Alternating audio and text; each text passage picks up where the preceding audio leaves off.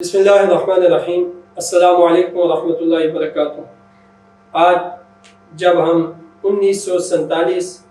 14 اگست 1947 میں وجود میں آنے والا ملک پاکستان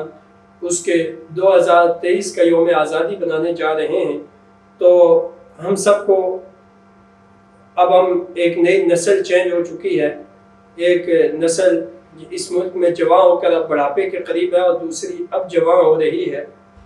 تو ماضی کی تاریخ پڑھنا اور اس پہ غور و فکر کرنا یہ بہت ضروری ہوتا ہے قوموں کو زندہ رہنے کے لیے اور قوموں کو اپنی بقا کی جنگ لڑنے کے لیے۔ جو قومیں اپنی تاریخ سے ناواقف ہوتی ہیں وہ اپنے مستقبل کی محافظ نہیں رہ سکتی، اور ان کو بدلنا اور ان کو اپنے مقاصد زندگی سے پھسلانا بہت آسان ہو جاتا ہے۔ اسی لیے مورخین نے لکھا ہے کہ حکماء اور مورخین کا اس بات پہ اتفاق ہے کہ اگر کسی ملک میں ڈاکٹر میسر نہیں ہیں، انجینئر میسر نہیں ہیں، تو یہ لوگ آپ کو تنخواہ پر مضبوط سے مضبوط اور ماہر سے ماہر لوگ مل جائیں گے، لیکن آپ کو حکومت کرنے کے لیے انجینئر اور ڈاکٹر کی ضرورت نہیں ہے، مگر حکومت کرنے کے لیے آپ کو مورخ ہونے کی ضرورت ہے۔ اس لیے کہ مورخ ہمیشہ اپنی قوم کی تاریخ کو، ماضی، حال اور مستقبل کو ایک دوسرے سے وابستہ رکھ کر قوم کی ترقی اور عروج کی طرف سفر کرتا ہے۔ ناظرین و سامعین، ملک پاکستان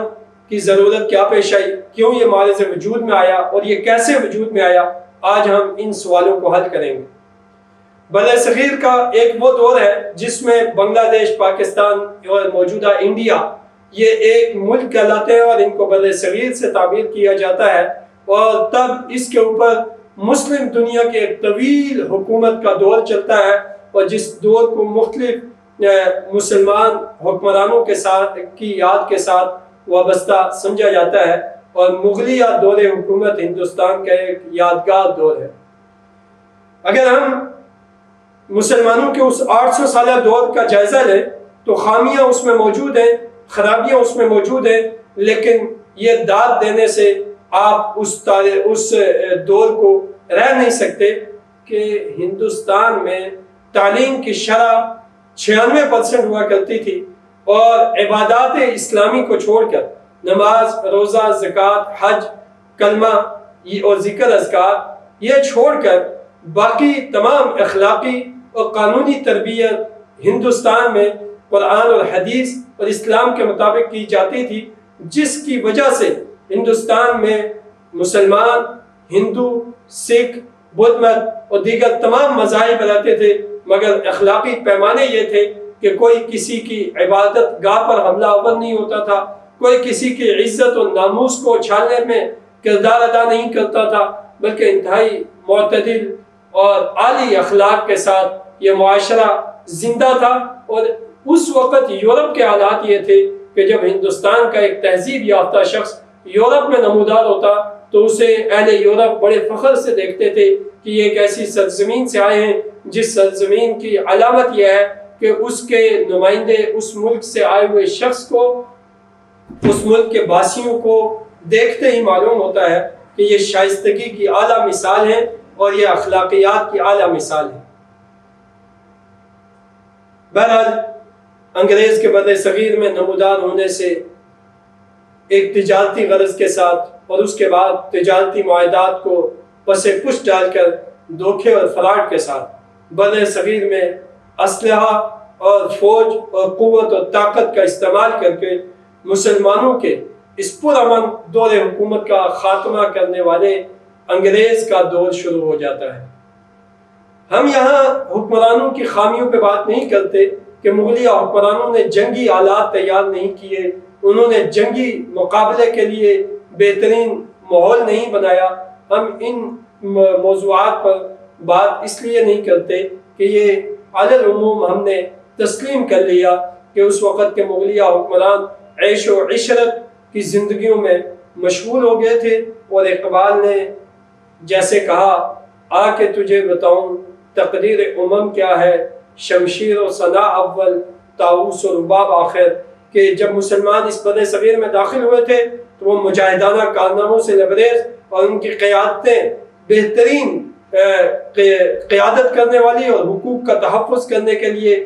جنگ کرنے والی قیادتیں اس میں ان کے پاس موجود تھی، لیکن جس دور میں مسلمانوں کا زوال آیا تب ان کے ہاتھوں میں شمشیر و سنا نہیں، طاؤس و رباب، ان کے ہاں محفل آرائیاں، شعر و سخن، ناچ اور گانا، یہ بیماریاں وجود پذیر ہو چکی تھی، جس نے ان کو بہت سارے قومی غیرت، قومی جان مال کے تحفظ کے لیے مجاہدانہ کردار سے تقریباً دستبردار کر دیا۔ انگریز کا دور شروع ہوتا ہے تو اس دور کا سب سے بڑا رد عمل انگریز کے خلاف دینے والے مسلمان تھے، اس لیے کہ ان کے ہاتھوں سے، مسلمانوں کے ہاتھوں سے ہندوستان کا اقتدار چھینا تھا، ہندوستان کی حکومت چھینی تھی، ہندوستان کے نظام حکومت میں ان کا عمل دخل کا خاتمہ ہوا تھا، لہذا اس کا غم اور دکھ تمام مذاہب کی بنسبت سب سے زیادہ مسلم امہ پر تھا، بر صغیر میں رہنے والے مسلمانوں پر تھا۔ مگر اس کے بعد مسلمانوں نے اپنی طویل قربانیوں کا دور بلایا نہیں، بلکہ یہاں اسلام کا بھی تحفظ انگریز سے کرنے کے لیے، جو انگریز دنیا کے دیگر خطوں میں اس وقت اپنے اسلحے کی طاقت سے داخل ہو چکا تھا اور وہاں لوگوں سے دین اور ایمان کا خاتمہ کر کے ان پہ جبراً کفر کو مسلط کر چکا تھا، ہندوستان کے اہل علم نے انگریز کے خلاف خوب محاذرائی کا میدان جاری رکھا اور مسلمانوں کے ایمان، اسلام، جان، مال اور ان کے حقوق کے تحفظ کی انگریز سے بھرپور جنگ لڑی، اور مسلمانوں نے سب سے زیادہ اس میں کردار ادا کیا کہ ہندوستان سے انگریز کو نکال دیا جائے۔ بالآخر جب انگریز کو یہ محسوس ہونے لگا کہ اب ہندوستان میں اس کا طویل دور اقتدار نہیں چل سکتا، تو اس نے ہندوستان میں مسلمانوں کے نظام تعلیم کو ضرب لگائی، اور مورخین نے لکھا ہے کہ صرف دہلی میں مسلمانوں کے 2000 مدارس ہوا کرتے تھے۔ ٹھٹھا میں جو اس وقت سندھ کا ایک گمنام شہر ہے، اس ٹھٹھا شہر کے اندر مسلمانوں کے 2500 مدرسوں کی تاریخ ملتی ہے۔ تبھی ہندوستان میں کہ جب مسلمانوں کے بہت بڑے بڑے مدارس کام کر رہے تھے تو ہندوستان میں تعلیم کی شرح 96% تھی، جب ان تمام تعلیمی املاک کو، تعلیمی اداروں کو اور تعلیم دینے والی شخصیات کو انگریز نے نشانہ بنایا، ان زمینوں کو اپنے قبضے میں لیا اور ان مدارس کو اجاڑ دیا، اور اس کے بعد ایک طویل دور ایسا شروع ہوتا ہے جہاں مسلمانوں کے ہاتھ سے نئی نسل کی تعلیم چھن چکی، اور 1857 کی جنگ آزادی جو مجھے اور آپ کو انگریز کا بھیانک چہرہ دکھاتی ہے، وہ یہ بتاتی ہے کہ مسلمانوں پر یہ ضرب و حالی طاری تھی کہ مسلمانوں کے پاس نہ تعلیم تھی، نہ مسلمانوں کے پاس ہندوستان کے مالی وسائل باقی رہے تھے، نہ مسلمانوں کی معیشت باقی چھوڑی گئی تھی، نہ مسلمانوں کو جینے کے حق موجود تھے، اور مسلمان علماء کو 16,000 علماء کو ایک دن میں قتل و غارت کا نشانہ بنایا گیا۔ آپ اس وقت کی تعداد کے لحاظ سے ہندوستان میں 16,000 کے فگر کو جب آپ غور کریں گے تو آپ کو اندازہ ہوگا کہ ہندوستان کی اتنا بڑا قتل عام مسلمانوں کا، علماء کا کرنے کا مقصد یہ تھا تاکہ انگریز کے خلاف کوئی آواز اٹھانے والا باقی نہ رہے، اور اسلام کو اس کی اصل شکل میں لوگوں تک تعلیم کے ذریعے پھیلانے والے لوگوں کا خاتمہ ہو جائے، تاکہ جہالت کے دورے میں انگریز اپنے نئے نظام کو پنپا سکے، اس کو پھیلا سکے اور اس کو قوی الوجود کر سکے۔ بہرحال ہندوستان میں وہ نظام تعلیم بن گیا، انگریز اساتذہ لا کر ہندوستان میں بڑے بڑے اداروں میں بسا دیے گئے، اور مسلمانوں کا نظام تعلیم اب انگریز کی تہذیب اور تمدن سکھانے والے ان اساتذہ کے رحم و کرم پہ رہ گئے۔ ہندوستان کی وہ غیرت، یہاں کے مسلمانوں کا وہ ایمان سے بھرا مزاج، جو کبھی آزادانہ طور پر بھی اپنی آنکھیں کسی غیر محرم مسلمان عورت کی طرف اٹھانا اپنی غیرت کے خلاف سمجھتے تھے، انگریز کے اس نظام تعلیم کے بعد بہت جلد علی گڑھ کے گیٹ پر بھی یہ دیکھنے کی تاریخ شروع ہو گئی کہ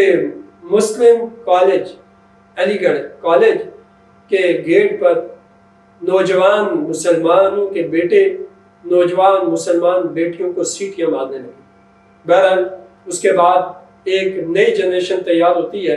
اور ایک وقت آتا ہے کہ مسلمانوں کو محسوس ہوتا ہے کہ اب انگریز نے ہندو مسلم فسادات کی بنیاد رکھ دی ہے، یہاں عصبیتوں کو جہالت کی آڑ میں اب پھیلا دیا ہے، اور اب ہندوستان میں ہندو مسلم اور دیگر مذاہب کے درمیان مسلکی اور حقوق کی اور آپس کی تعصب کی جنگوں کا آغاز ہو چکا ہے، اور یہ سب کچھ کرنے والا جو تھا وہ برطانوی سامراج تھا۔